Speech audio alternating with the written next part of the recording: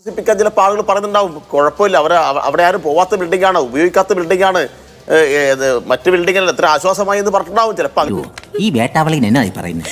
അപ്പൊ അതിനടിസ്ഥാനപ്പെടുത്തിയിട്ട് അവർ ആദ്യം നടത്തിയൊരു പ്രതികരണമാണ്. ആ പ്രതികരണത്തെ മുൻനിർത്തിയിട്ട് ഈ സംഭവത്തിന്റെ ആകെ ഉത്തരവാദിത്വം അവരവിടെ പോയതാണ് എന്ന രൂപത്തിലേക്ക് വരുത്തിയിരിക്കുന്നതിനോട് ഒരിക്കലും യോജിക്കാൻ വേണ്ടി കഴിയില്ല. ഉണ്ടാവാം, കാരണം അവിടെ 10-ന് മന്ത്രിമാർ അവിടെ എത്തിയത്. മനസ്സിലായി. 12:30 ശേഷമാണ് ആ കൂനയിൽ പരിശോധന, അതായത് ഇടിഞ്ഞു വീണ സ്ഥലത്ത് പരിശോധന നടന്നത്. മറ്റ് കാര്യങ്ങൾക്കൊക്കെ മുമ്പ് അവിടെ ആരെങ്കിലും ഒരാളെങ്കിലും കുടുങ്ങി കിടക്കുന്നുണ്ട്. ഒരുപക്ഷെ ആരും ഇല്ലായിരിക്കാം, പക്ഷേ ഒരാളും അവിടെ ഇല്ല എന്ന് ഉറപ്പാക്കണം. അതിനുശേഷം ബാക്കി എന്നൊരു സ്റ്റേറ്റ്മെന്റ് റിപ്പോർട്ട് കൂടി തീരുമാനിച്ചിരുന്നെങ്കിലോ മന്ത്രിമാർ? അല്ല, ഞാൻ എന്റെ സനോജ, ഈ ആശുപത്രി വികസന സമിതിയിൽ മന്ത്രി ആവുന്നതിന് മുമ്പ് ഉണ്ടായിരുന്ന ആളല്ലേ മന്ത്രി വാസവൻ? ഇതൊന്നും അറിയാത്ത ആളല്ലല്ലോ.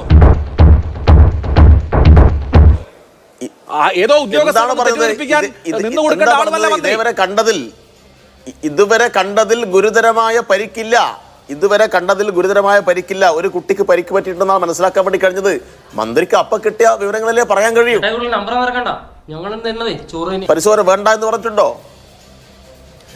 സനോജ്, ജീവൻ രക്ഷിക്കാൻ ആശുപത്രിയിൽ പോയ പ്രവർത്തനം, സ്വന്തം കുഞ്ഞിന്റെ ജീവൻ രക്ഷിക്കാൻ ആശുപത്രിയിൽ പോയ ഒരാൾ ആശുപത്രി തകർന്ന് വീണ് മരണപ്പെടുക, ആ കുടുംബ സാഹചര്യം കൂടി ഒന്ന് ആലോചിക്കണം.